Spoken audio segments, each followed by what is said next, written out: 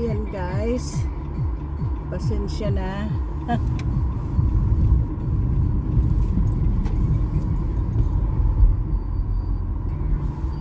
Pauwi na si Lola. At super lamig ngayon guys. Yung mga nanood pala ng live na naputol, pasensya na kasi ang gamit ko palang cellphone is yung walang data. Kaya pinutol ko na lang. Anyways, ito na lang. I-upload ko na lang siya maya maya. So ito ngayon ang kalsada namin ngayon. Malinis na. Ayan, maluwang na siya. Wala na siyang gabundok na snow. Kaya okay lang. Pero super lamig kami ngayon guys. So din you imagine na ilang minutes lang ako sa labas na walang guantes. Talagang na-frozen yung aking na-frozen yung aking mga kamay. Grabe. Super lamig ngayon. Kaya pag dumating ako sa bahay, nako, I can't wait na magsuot ng aking pantulog. May meeting pala kami mamaya ng aking mga officers kasi sa aming parating na Ginang Maria Clara Passion Show. So ngayon naman pang adults yung aming gagawin na passion show kasi dati ginagawa namin mga pangbata. So ngayon pang naman, adults naman. At napaka-exciting guys kasi ang pinaka matanda naming contestant is 80. Ano bang edad ni Ate Valen? Nasa 80s na siya guys. Pero active pa siya. So nag-join siya. So natutuwa naman kami. So I hope na makapag-live ako na yung okay yung signal kasi sa basement yung hall. Sa basement ng church kasi yun ang malaki-laking hall. So we are expecting mga 300 plus na audience. So I'm so excited too. Kahit na yung aking mga members din. Excited sila dahil first time namin itong magpa-passion show ng mga mga adults. Ayan. Yung mga maglilinis ng kalsada. May pumasok ng mga naglalaki ang truck. Ito naman masyadong nakadikit sa lilikuan. Driver na yan talaga. At least dito maliwanag ang kalsada guys. Maliwanag sa aking camera. That's good. Napapakwentuhan ako guys kasi ngayon nga sa sinasabi ko na meron kaming upcoming event ng aming organization, yung Lidam de Rizal Kababayang Rizalista Incorporated yun, at Ladies of Rizal Montreal Chapter, but registered kami dito in French version, pero siya, may acronym siya na Kababayang Rizalista Incorporated at Ladies of Rizal Montreal Chapter. So kahit anong gamitin dyan sa tatlo, mag-Franci man, mag-Tagalog, mag-English, pwedeng gamitin lalo na kung mag-issue ng check sa aming organization. So yun guys, konting pahapyaw kung sino kami. Kami ay international organization din. Meron kaming we are the counterpart organization ng Knights of Rizal.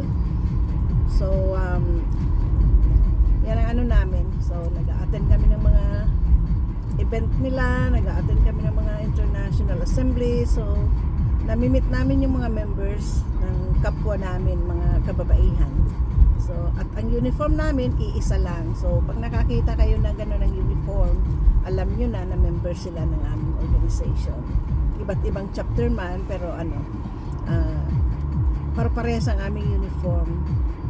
So nakakatuwa kasi nung nag-attend, ilang beses na rin ako nag-attend ng international assemblies, is maganda siya guys kasi mamimit mo yung iba't ibang chapter, yung iba't ibang mga bansa kung saan sila galing.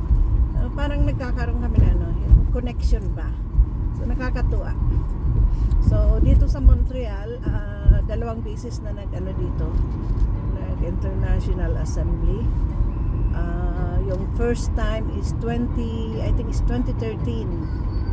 Tapos nasundan siya ng 20 I think before pandemic, Tapos pangatlo yung last year na ginanap namin sa Hyatt. Yung unang ano din, Hyatt din yung naganapan namin. Pero ngayon, different Hyatt siya. Pero at least, lahat ng event is pagbaba ng mga delegates, ando na yung ano, hall sa baba. So, hindi na lang kailangan lumabas. Kaya, very accessible at very convenient sa kanila. At kung ano naman, yung iba, pwedeng mag-metro, pwedeng gamit ng train. Tapos, ano sila,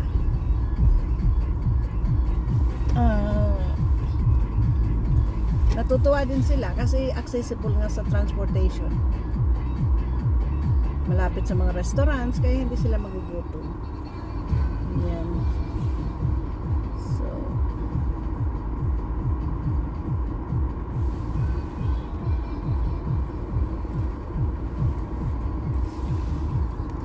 parang nagtatabing ang aking camera. Unahin ko na tong bus. Mauna ka na. Bawal kami guys mag-overtake sa bus. It's either unahan na lang namin siya, pero bawal mag-overtake. Kasi pwede siyang magbigay ng ticket, tapos kami matikitan. Ganun. Pwedeng mag-report yung driver, titikitan yung ganito. Bawal mag-overtake. Unless na-stop siya, uunahan ko na lang siya. Pero kung mag-overtake na, nasa lane na ano, bawal. Now you know. Iba-iba talaga yung patakaran guys. Tapos dito sa school zone ngayon 20 or 30 km per hour ang takbo.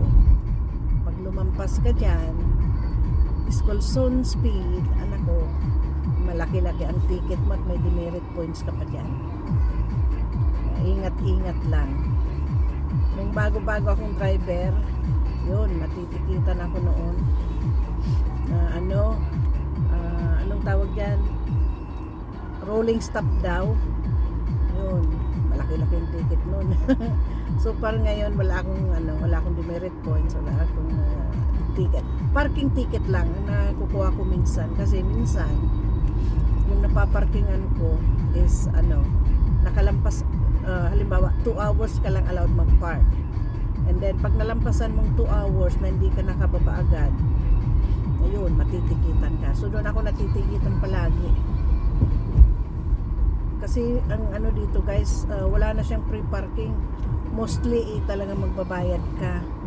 Sa Westmount naman, allowed kang mag-park ng libre for 2 hours. Pero pag nakalampas yun, sorry ka na lang, matitikitan ka. Ganyan. Ganyan mangyayari. Sana tong tugtog na to hindi ako mag-copyright. Kasi sabi niya no copyright naman siya eh. Para naman may tugtog tayo habang nag-drive. Kasi sa pagod ba, parang antok.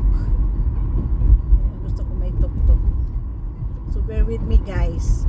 Dalhin na lang natin sa kantahan.